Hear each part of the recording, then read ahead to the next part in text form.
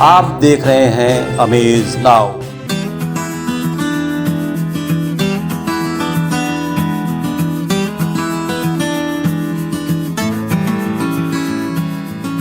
Myra beauty salon and academy. जल्द आएं, अपनी स्किन और बालों को स्वस्थ बनाएं, साथ ही साथ अपनी पर्सनैलिटी में लाएं निखार। कम खर्च में पाएं मनचाहा सौंदर्य। मायरा से पहले और मायरा के बाद।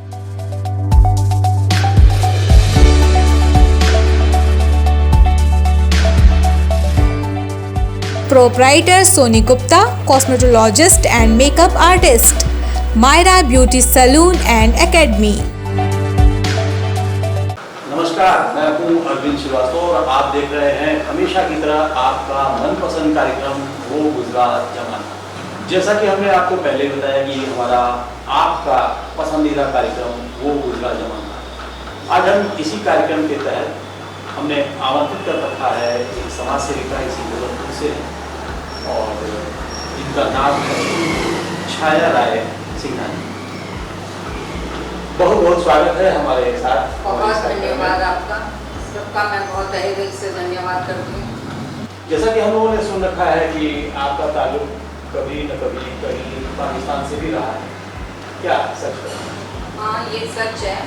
हमारे परदादा वगैरह जो थे वो जब भारत और पाकिस्तान का बंटवारा हुआ था तो सिंध प्रांत में रहते थे। सिंध प्रांत से वो भारत आए और भारत में वो सीधा हरिद्वार में आए और फिर वहीं हमारा जो है जन्म स्थान हुआ। यानी आपकी पैदाइश आज़ाद हिंदुस्तान में? हाँ, मेरी आज़ाद हिंदुस्तान में हुई है, हरिद्वार में हुई है 1957 में। बहुत अच्छी सी, बहुत अच्छा जगह शहर माना जाता है हरिद्वार। देवों का देव कहा गया है उत्तराखंड। उत्तराखंड में पहले तो यूपी में ही रहा होगा। हाँ, पहले उत्तराखंड यूपी में ही था, बाद में वो एक अलग जगह बन गई। सबकी मांग पे उत्तराखंड अलग जगह बनी और यूपी अलग हो गया। बहुत सारे हमारे दर्शक भी और हम लोग भी आपको देखा करते हैं तमाम समाज सेवाओं के क्षेत्र में, कभी कहीं कभी कहीं। तो ये इसकी जड़ कहाँ से, आपको ये संस्कार कहाँ से मिले कि समाज सेवा की जब आप उन्मुख हो पाए? मुझे अपने पूर्वजों से ही ये चीज़ मिली, क्योंकि मेरा पालन पोषण जैसे पहले जॉइंट फैमिली में होता था, तो मेरे दादा दादी जो थे वो खुद ही समाज सेवक थे, बहुत बड़े सिंधी समाज के वो मुखिया थे। उसके बाद जो हमारे फादर आए, उनकी डेथ के बाद 25 साल वो सिंधी समाज के प्रेसिडेंट रहे। कहीं ना कहीं मुझे उनसे हमेशा ये प्रेरणा मिलती रही कि समाज में हमें कुछ ना कुछ करना चाहिए। और शुरू से ही मेरा ये मन था कि गरीबों के लिए, उत्थान के लिए या पढ़ाई के लिए मुझे कुछ करना चाहिए, जो अवसर मुझे इधर सिंधी समाज में मिला। तो सीधे तौर पर ये समझा जा सकता है कि वो समाज सेवा का जो एक जुनून है वो आपके खून में है, शुरुआत से ही आपको हाँ, वो मेरा खून में ही है कि मतलब बड़ों कुछ ना कुछ किसी के लिए कुछ करना चाहिए। जैसे अनपढ़ बच्चे हैं तो उनके लिए शुरू से ही हम लोग दान देते थे। या तब वहाँ एक ऋषिकेश बट नेचुरल शहर है तो वहाँ हर की पौड़ी होती थी। तो पहले ज़माने में 1 रुपए का सिक्का चलता था, जो आज विलुप्त हो गया है। तो हम लोग 1-1 पैसे का सिक्का या कभी फल, कभी बिस्किट, किसी भी फेस्टिवल पे वो दिया करते थे। एक पाई, जो बहुत छोटा सा आकार का होता था और उस पे 1 पाई लिखा होता था। 1 रुपया तो बहुत बड़ी चीज मानी जाती थी। चलिए, गोरखपुर और हरिद्वार के बीच में कम से कम 200-250 किलोमीटर का फर्क होगा। ठीक है, पहले तो हम ये जान लें आपकी प्रारंभिक शिक्षा कहाँ रही? मेरी प्रारंभिक शिक्षा तो मतलब जैसे पहले जॉइंट परिवार होते थे, तो मेरी उधर ही ऋषिकेश में ही प्रारंभिक हुई और वहीं से ही मैंने बीए किया। अब बीए थोड़ा बढ़ गया है, उस टाइम तो हम लोगों को केवल पढ़ाई होती थी और पढ़ाई करते थे। तो हमारे जो पेरेंट्स थे वो भी पढ़े लिखे थे, क्योंकि पंजाब में मेरे फादर ने भी मतलब मैथ्स में 10th किया था और चाचा ने मेरे 12th किया था इंग्लिश में। तो वो लोग हमें पढ़ाई पे जोड़ देते थे और उन्होंने हमें कभी रोका नहीं पढ़ाई के लिए। तो हमारी प्रारंभिक शिक्षा भी वहीं से ही हुई है। जी। तो भी आपने बताया कि आपका ग्रेजुएशन भी हरिद्वार से ही? हाँ, मेरा ग्रेजुएशन भी वहीं से हुआ है, लेकिन ग्रेजुएशन मैंने घर में पढ़ाई करके और मैं कॉलेज में पेपर देने जाती थी। अच्छा। और इंटर तक तो मैं मतलब गई हूँ स्कूल, लेकिन मतलब जमाना तब दौर कुछ और था, लड़कियों को ज़्यादा निकलने नहीं देते थे। पर्दा प्रथा नहीं था, लेकिन लड़कियों को निकलने नहीं देते थे। उनका सोचना ये था कि लड़के लड़कियों को ज़्यादा नहीं मिलना चाहिए। तो इसीलिए हम लोगों ने मतलब अपना जो है पेपर्स जो है एग्जामिनेशन वो कॉलेज जाके ही देते थे। का वो जो दौर था, पढ़ाई बहुत कम लोग किया करते थे और उसमें आपने बताया कि आपके पिताजी चाचा उस समय उनका बड़ा नाम रहा होगा और उन्होंने इंग्लिश से सेकेंड ईयर किया, मैथ्स हाई स्कूल से कर दिया, बहुत बड़ी बात हुआ करती थी। आपने ग्रेजुएशन किया, वो शायद बहुत बड़ी बात थी हरिद्वार जैसे जो जिस समय की आप बात कर रहे हैं। तो आपका मन नहीं किया कि शिक्षा के क्षेत्र में जाया जाए, शिक्षा का अलग जगाया जाए, ऐसी कोई लालसा आपके मन? लेकिन हम लोगों के टाइम इतना ज़्यादा रिस्ट्रिक्शंस होते थे कि जो हमारे फादर मदर बोलते थे हम उन्हीं को ही टिक मार्क किया करते थे, अपने मन का हम नहीं चलाते थे। जहाँ जैसे वो बोलते थे हम लोग वैसे ही करते थे। और क्या आगे पढ़ना चाहिए या नहीं पढ़ना चाहिए वो तय करते थे। हाँ, अब जब भी आप उस दौर से काफी बाहर निकल आ चुकी हैं, काफी आगे आ चुकी हैं, आपको क्या लगता है कि वो सोच जो थी वो सही थी या आज की जो सोच?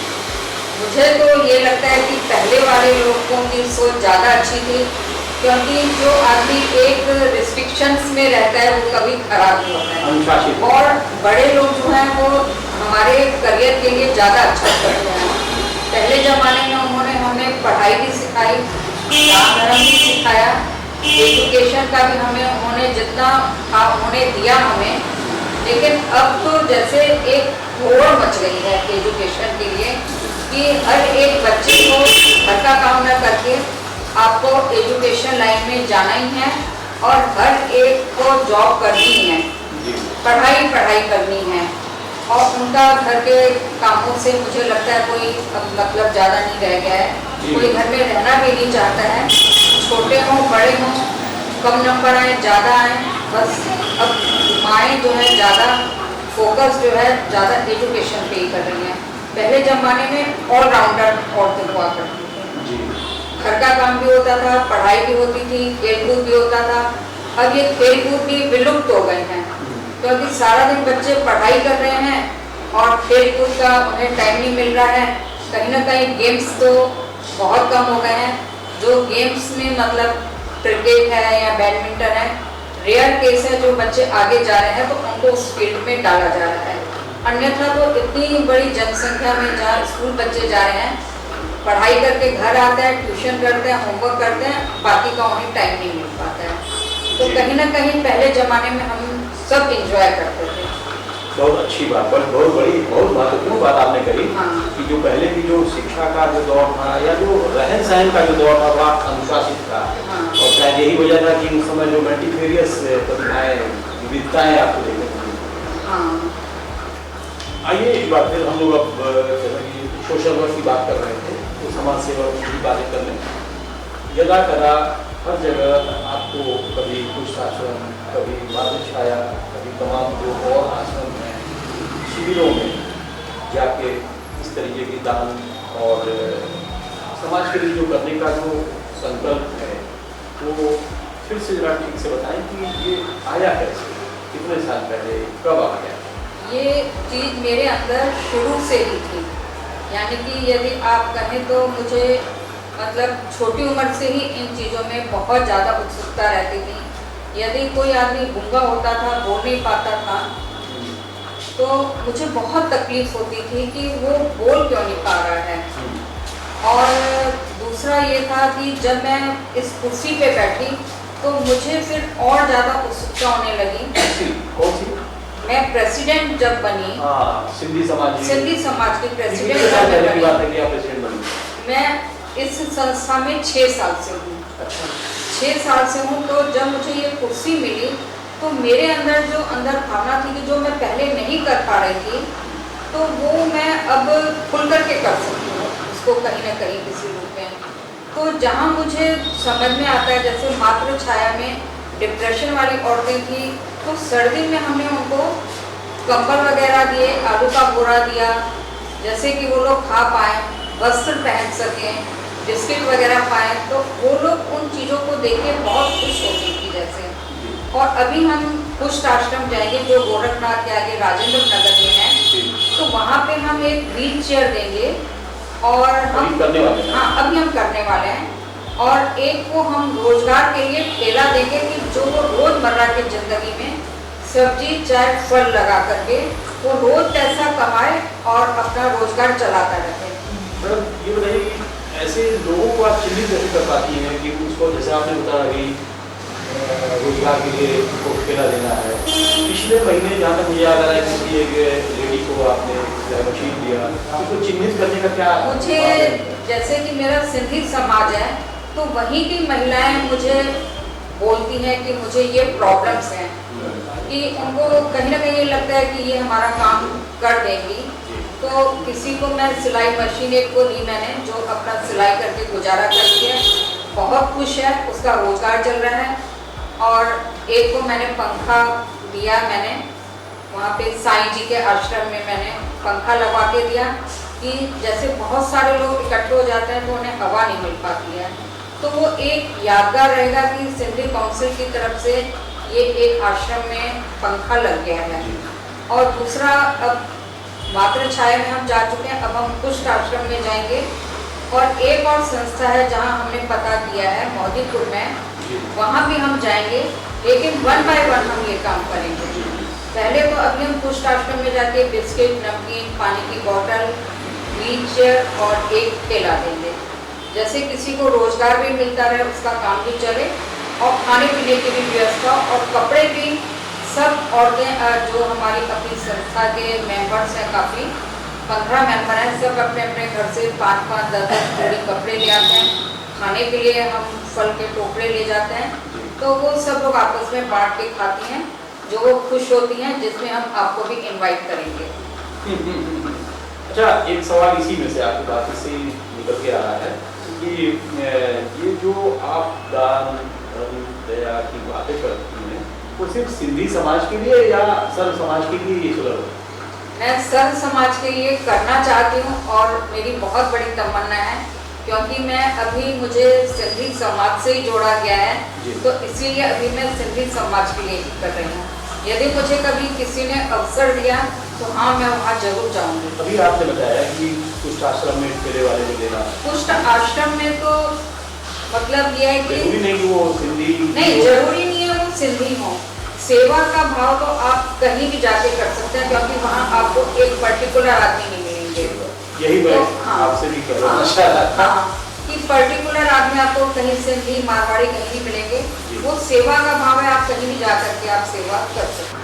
कुल मिलाकर ये एक समाज सेवा का जुनून है जो आपके दिल चढ़कर बोल रहा है। और आपने जैसा कि बताया कि जरूरी नहीं कि वो सिंधी समाज हो, समाज का कोई भी व्यक्ति हो, परेशान ना हो, उनकी सेवा आपका कर्तव्य है। एक चीज़ हम जैसा कि हमने भी सुन रखा है कि आप इसके अलावा जो आपके घर के अंदर जो काम करने वाले लोग, उनको भी, उनके बच्चों को भी आप कुछ टीच करने की कोशिश करते हैं कि आपकी आदत है? हाँ, ये मेरी आदत है, क्योंकि मुझे ये लगता है कि जैसे कि गांव से कई बच्चे आते थे मेरे यहाँ, तो जब मेरा पोता पोती हुए या पहले मैं जैसे अकेली थी, बच्चे बड़े हो गए, तो अधिकतर आदमी सर्वेंट अपने घर में रखता है जो गांव से आते हैं, पढ़े लिखे नहीं होते हैं। तो उनको मैं सबसे पहले ये सिखाती थी कि कहीं भी यदि आप गायब हो जाओगे तो आपको अपना नाम लिखना और एड्रेस आपको जरूर पता होनी चाहिए। यदि आप कहीं खो भी जाओगे तो आप बोलोगे इधर उधर, वो सब आप नहीं करना। उन्हें मैं ये 2 चीज़ जरूर सिखाती थी एक नाम को लिखना और एड्रेस आप अपने घर की, ये दोनों चीज़ें मैं उनको टीच जरूर कराती थी। और मेरी कोशिश होती थी कि मैं उन्हें हिंदी में भी कुछ एक एक अक्षर पढ़ना लिखना सब सिखाऊं, ताकि जैसे अनपढ़ आदमी है वो कुछ तो थोड़ा आगे बढ़े। यदि वो स्कूल नहीं जा सकते हैं तो घर से ही थोड़ी एजुकेशन अपनी शुरू कर सकते हैं। तो ये मेरे अंदर बात शुरू से ही थी। फिर आते हैं थोड़ा मनोरंजन की बात करें। हालांकि हमने सुन रखा है 70 के दशक में जब आपने अपनी पढ़ाई पूरी की, शायद ये वही दौर रहा होगा, उस समय भारतीय फिल्में अपने बड़े अच्छे मुकाम पर थी, लेकिन सुना है कि फिल्मों से आपका शौक पसंद नहीं है फिल्में देखना, ये बड़े अफसोस की बात है। हाँ, ये बात सही है। फिल्में और सीरियल देखना मुझे वाकई नहीं पसंद अच्छा, है। सीरियल? हाँ, क्योंकि अधिकतर सीरियल्स में मैं लड़ाई झगड़ा बहुत देखती हूँ और उसमें 2-2 3-3 शादियाँ होती हैं जो मुझे एकदम पसंद नहीं है। वो रियलिटी की दुनिया से बहुत दूर है। और जो रियल वाले शो हैं जैसे कौन बनेगा करोड़पति है, डांस इंडिया डांस है, जो रियलिटी वाले शो है मैं उन्हें देखना ज़्यादा। डांस इंडिया डांस या गाने वाले जो गाने वाले हैं, हाँ, ये पसंद है? ये मुझे पसंद है। और पहले ज़माने में तो जैसे टीवी हुआ नहीं करती थी, जी जी, तो तब हमारी उम्र छोटी थी तो हमें बहुत मनोरंजन होता था। तो हम लोग तब इतना रिस्ट्रिक्शंस भी बहुत थे, तो 2-3 महीने में एक पिक्चर देखते थे, तब बहुत अच्छा लगता था। फिर लेकिन जैसे जैसे समझदारी आगे बढ़ने लगी तो मुझे लगा ये नकली दुनिया है तो मुझे पिक्चर्स वगैरह और ये सीरियल्स वगैरह मुझे समझ में नहीं आया। अच्छा, हाँ, फिर भी कुछ फिल्में तो आपने देखी होंगी? हाँ, फिल्में मैंने देखी हैं। मतलब 1-2 साल में 3 साल में एक पिक्चर देखी, जो एक गंगूबाई आई थी पिक्चर, वो मैंने देखी, और एक बाजीराव मस्तानी। ये तो अभी हाल ही हाँ, ये अभी, हाँ, ये 2 मैंने देखी हैं। उसके अलावा मुझे पिक्चर की इतनी नॉलेज नहीं है, कौन सी लग रही है उतर रही है, उनका मुझे इतना ज्ञान नहीं है। अब तो क्योंकि टीवी घर पर है, डिश एंटीना वाले तमाम साधन उपलब्ध हैं, हाँ। तो घर पर ही आदमी बहुत सारी फिल्में देख लेता है, थिएटर बहुत कम ही लोग जा पाते हैं। नहीं तो मेरे को पिक्चर्स ही पसंद, जैसे न्यूज आती है तो रोज क्या चल रहा है समाचार, हमारे देश विदेश में क्या चीज़ें हो रही हैं, जी जी, और ज़्यादा इंटरेस्ट मेरा सत्संग में ही रहता है। और वो 1 घंटा पूरा मैं अपना सत्संग को देती हूँ। जी। और जैसे मेरे घर के वाइब्रेशंस वगैरह सब अच्छे रहते हैं। टीवी में बहुत चीज़ें हैं देखने की, ये हमारे अपने ऊपर है कि हम उन्हें क्या देखते हैं और क्या हम लोग नहीं देख पाते हैं। हाँ, तो क्या देखें क्या ना देखें, ये आपको खुद ये, तय करना हाँ, है। ये मुझे खुद तय करना है। बहुत अच्छी बात है। नकारात्मकता की आप बात कर रही थी उस दिन भी, हाँ, कुछ तरीके हाँ। से। तो ये नकारात्मकता कहाँ कैसे इसको दूर करना, क्या उपाय है? नकारात्मकता दूर करने के लिए तो सबसे पहले मैं यही बोलूँगी कि आजकल के ज़माने में मोबाइल फ़ोन बहुत आ गए हैं। मैं देखती हूँ कि हर एक ठेले वाले के पास, हर एक सब्जी वाले के पास, हर एक किसी के पास मोबाइल्स हैं, लेकिन उसका दुरुपयोग भी बहुत हो रहा है। क्योंकि पहले ज़माने में हम लोगों के पास फ़ोन नहीं होते थे, एक ही PNT फ़ोन होता था जो पूरा घर उसको यूज करता था। लेकिन अब मोबाइल ऐसे हो गए कि उसमें पूरी दुनिया आ गई है, तो उसमें कई अच्छी चीज़ें भी हैं और कई खराब चीज़ें भी हैं। तो मैं नहीं चाहती कि छोटे बच्चे या यंगर एज के जो बच्चे हैं, कहीं ना कहीं उनको खराब दुष्परिणाम मिलता है। आप किसी को फ़ोन करिए, वो बहुत ज़रूरी है। कहीं आप ट्रैवलिंग कर रहे हैं, उसके लिए बहुत ज़रूरी है, उसका सही उपयोग करें हम। यहाँ टीवी है, उसका सही उपयोग करें। पहले ज़माने में हमारे पास केवल 4 कपड़े होते थे, 2 स्वेटर होते थे, लेकिन आज की होड़ में आदमी उस चीज़ में लगा हुआ है कि सबसे ज़्यादा कपड़ा, स्वेटर, चप्पल सब मैचिंग हो, मोबाइल भी हमारे पास हो, चश्मा बढ़िया हो, टीवी भी रंगीन टीवी हो, ब्लैक एंड वाइट ना हो। तो उस होड़ में हर आदमी एक दूसरे को देख रहा है, जहाँ कहीं ना कहीं गरीब लोगों में ईर्ष्या की भावना भी आ रही है, और वो सोच रहा है कि यदि उसके पास है तो मेरे पास क्यों नहीं। तो उससे कहीं ना कहीं चोरी भी बढ़ रही है जी। और लालच भी बढ़ रही है। बहुत चीज़ों का दुष्परिणाम भी है और कहीं कहीं इसका अच्छा भी मिल रहा है कि क्योंकि फ़ोन में हमें बहुत चीज़ें अच्छी भी देखने को मिल रही हैं टीवी में, जो हम नहीं उनका सदुपयोग करें, दुरुपयोग न करें। खैर, ये अभी तक आपने जो भी बातें बताई बड़ी ही महत्वपूर्ण, सारगर्भित और ध्यान देने योग्य बात। ये बात शायद हमारे कुछ दर्शक हमारे साथ हों, बात समझ में नहीं आ रही है। फिल्मों में आपने बताया कि सारी फिल्में नकारात्मकता पर आधारित होती हैं या उनसे बहुत सारी ऐसी चीज़ें होती हैं जो समाज को गलत संदेश दे रही हैं। शायद हम इस बात से सहमत नहीं हो पा रहे हैं, क्योंकि इतनी बड़ी इंडस्ट्री, इतना पैसा, मतलब बहुत कई करोड़ रुपए लगते हैं हर साल फिल्में निकल के आती हैं, और उसमें कुछ ऐसी फिल्में जरूर होती हैं जिसे आप सीधे तौर पर बकवास करके खारिज कर सकते हैं, लेकिन फिर ऐसी फिल्में भी होती हैं जो बहुत संदेश देने वाली होती हैं, संदेशप्रद होती हैं, बड़ी अच्छी उसमें कलाकारी होती है, बहुत अच्छी डिजाइनिंग होती है, बहुत अच्छे साइंस होते हैं, उससे भी कुछ चीज़ें ग्रहण करने योग्य होती हैं। क्या कहेंगे? मैं इस बारे में आपने बहुत अच्छा सवाल किया कि मेरे को फिल्मों से दूरी नहीं है, न मैं फिल्मों से नफरत करती हूँ। मुझे एक एज वाइज मेरे में परिवर्तन हुआ। यंग एज में मैंने बहुत फिल्में देखी जो किसी ने नहीं देखी होंगी। क्या बात? फिल्में मैंने बहुत देखी। अच्छा। लेकिन एक 50 ईयर के बाद, जैसे एक उम्र का एक के बाद, हाँ, वो तब मुझे लगा कि मतलब ये किसी न किसी चीज के ऊपर आधारित है। फिल्में अच्छी होती हैं, खराब नहीं होती हैं, यंगर्स के लिए अच्छी हैं, बच्चों की फिल्में, कार्टून फिल्म्स बनती हैं, बहुत अच्छी होती हैं। मैं ये नहीं कहूँगी कि फिल्में खराब होती हैं, लेकिन एक एज के बाद मैंने वो देखनी बंद कर दी है। 50 इयर्स के बाद मैंने फिर बात वही आई आपकी, घूम के फिर बात वही आई कि हम क्या देखना पसंद करते हैं, क्या नहीं देखना है, ये हम खुद तय कर लेते हैं। हाँ, ये हम खुद तय करते हैं कि हमारा इंटरेस्ट और रुझान कहाँ पे है।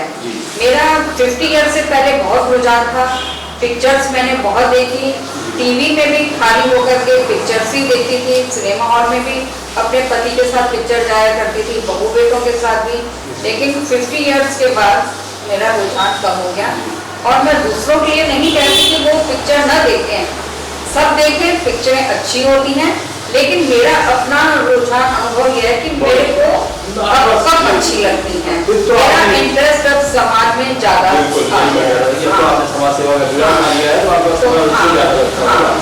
लेकिन फिर भी ये बताइए, याद करके बताइए कि जब आप फिल्में बहुत ज़्यादा देखा करती थी, आज के दौर में कुछ ऐसे अभिनेता होते हैं जो सर्वकालिक होते हैं, हमेशा उन्हें याद किया गया हो, ऐसे कोई अदाकार जो आपको या अदाकारा जो आपको? मुझे तो मेरे फेवरेट पहले थे राजकुमार थे, दिलीप साहब थे। राजकुमार? हाँ, राजकुमार की फिल्में मुझे बहुत पसंद आती थी, दिलीप साहब की आती थी, देवानंद का अपना ही अलग अदा थी, राजेश खन्ना की अपनी अदा थी, तब उनका बहुत चर्चा में रहे काफ़ी। और तब हमारे टाइम में तो आशा पारेख, नंदा, वैजंती माला, ये सब हीरोइनें थी, तो उनको मैं बहुत पसंद करती थी। अधिकतर तो वो लोग साड़ी पहन करके, जुड़ा करके ही और ग्रीनरी में ही ज़्यादा गाने वाने होते थे, तो वो सब बहुत पसंद आते थे। और पहले तो जब छोटे थे सब समझ करके रोते थे कि ये शायद सच्चाई है, तो वो कहीं दुख का आता था या रोने का आता था तो रो भी पड़ते थे। अच्छा, ऐसा कोई याद है आपको, कोई किसी फिल्म का वो टुकड़ा जिसमें आपको रोना आया हो, वो फिल्म कौन सी है, ऐसा कुछ याद? नहीं, अभी तो मुझे वो कुछ ऐसा कुछ याद नहीं। आज के दौर में जो अभिनेता अभिनेत्रियों में से कुछ जिनका काम पसंद आता हो आपको? अभी तो मैं बहुत ही रिसेंटली बहुत कम फिल्में देखती हूँ। आपने बताया बाजीराव। हाँ, बाजीराव मस्तानी है, जैसे उसमें दीपिका पादुकोण का रोल मुझे बहुत अच्छा लगा। और गंगूबाई में, हाँ, हिस्टोरिकल फिल्म थी, और गंगूबाई में उसने एक वैश्या का रोल निभाया था, इसमें आलिया भट्ट ने, कि मुझे लगता है कि उसको अवार्ड भी मिला है इसमें, इस फिल्म में। तो ये दोनों पिक्चरें मुझे बहुत पसंद आई थी जो मैंने देखी। ये बात तय हो गई कि आप अच्छी फिल्में चुन चुन के देखी। हाँ हाँ। अब आते हैं जो सबसे ज़्यादा परेशान कर रहा है पूरे भूमंडल वैश्विक स्तर पर जो परेशान करने वाली बातें हैं वो है पर्यावरण।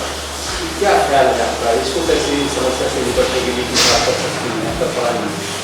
पर्यावरण के लिए मैं कहूँगी कि पहले जब हमारा ये घर मतलब 60-70 साल पुराना है तो हमारे अगल बगल आगे पीछे जंगल हुआ करता था और एक पीछे हमारे घर के नर्सिंग होम हुआ करता था, जो अब सब विलुप्त हो गए हैं। सब जगह मकान बन गए हैं, अपार्टमेंट्स बन गए हैं, एक तरह से हरियाली पूरी खत्म हो गई है। हरियाली, ग्रीनरी, नेचर खत्म हो गया है, जिससे ऑक्सीजन में भी कमी आई है, क्योंकि जब पेड़ पौधे ही नहीं रहेंगे तो आदमी ऑक्सीजन कहाँ से लेगा। और अपार्टमेंट में भी 5-5, 4-4, 6-6 मंजिल बनते जा रहे हैं। कहीं कोई किसी को कहीं टुकड़ा मिल भी रहा है जमीन का तो वहाँ अपनी दुकान खोल ले रहा है, चाय की, आलू की या मतलब बिस्किट नमकीन की, कि हमारे रोजगार इस अपार्टमेंट से चलता रहेगा। तो जोड़ करके कहीं ना कहीं जगह खाली नहीं बच रही है। तो पर्यावरण की बहुत ज़्यादा यहाँ पे दूषित हो रहा है।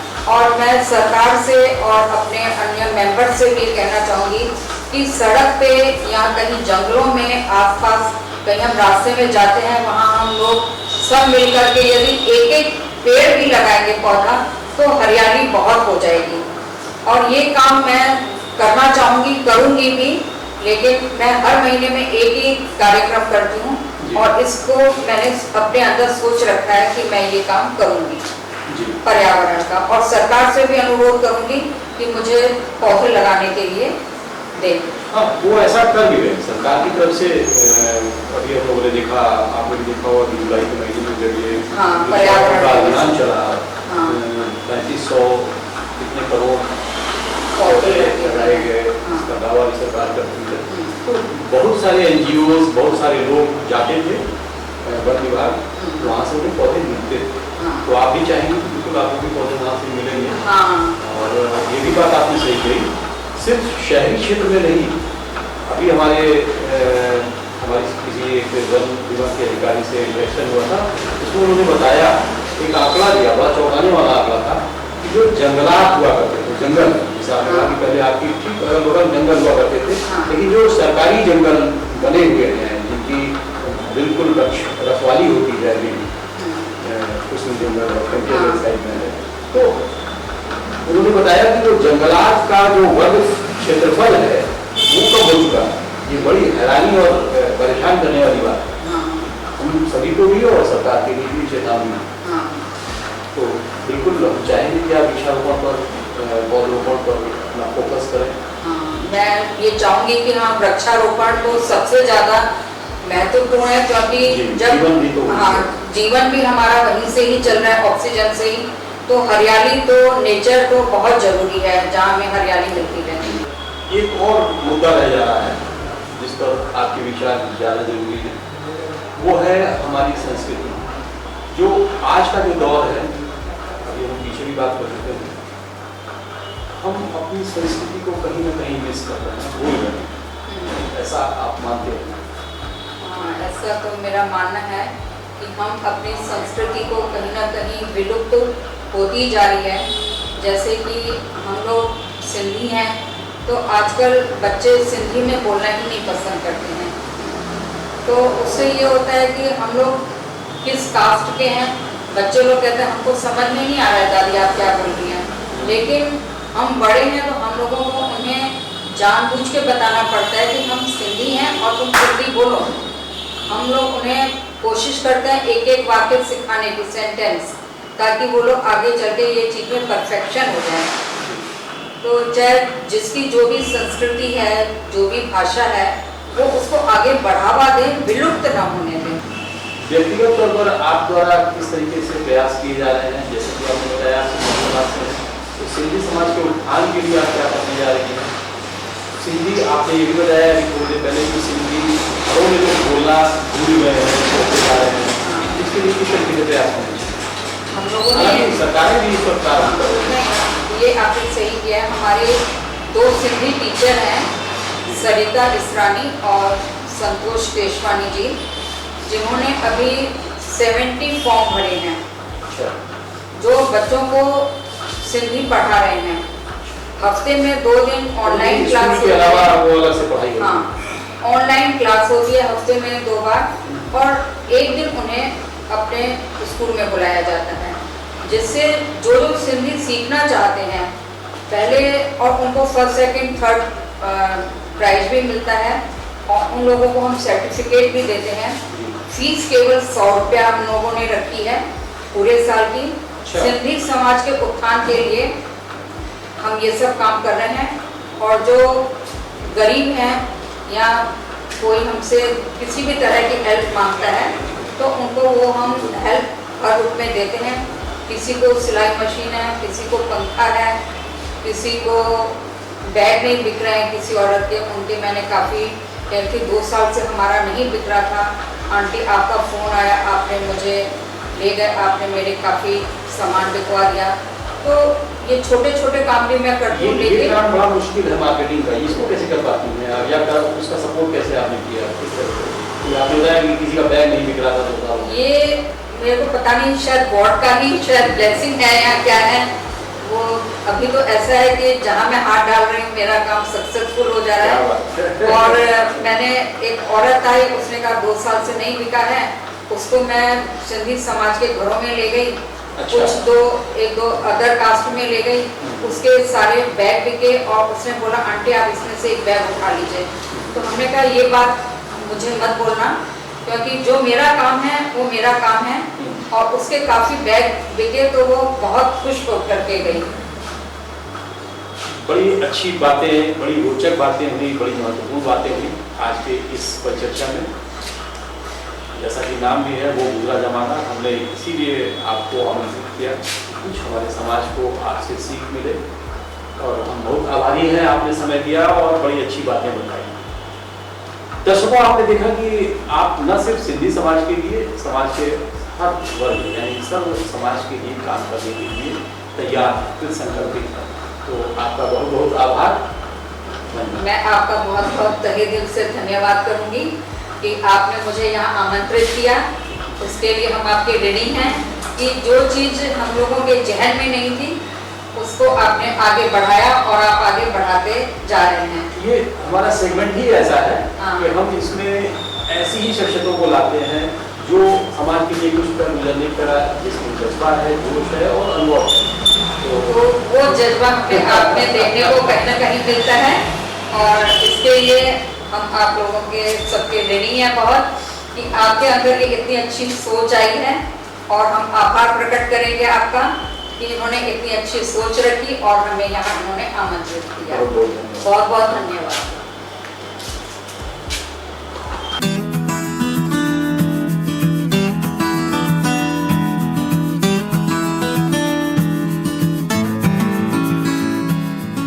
Chhapariya diabetes and thyroid centre, Chhaparia hospital, Betiahata, Gorakhpur. Doctor Ankit Chhaparia, diabetologist, fellowship in diabetes from royal college of physicians, London, and thyroid specialist द्वारा थायराइड के सभी तरह के इलाज और जांच उपलब्ध। डायबिटीज और उसके कॉम्प्लिकेशंस की जांच, इलाज की सुविधाएं उपलब्ध। न्यूरोपैथी की जांच, retinopathy, HbA1c, lipid profile, thyroid function test, hormone related सभी जांचें होती हैं। डाइटिशियंस और वेट मैनेजमेंट की सुविधा उपलब्ध। संपर्क करें Chhaparia diabetes and thyroid centre, Chhaparia hospital, Betiahata, Gorakhpur. Mobile number 8409967738 और 05517960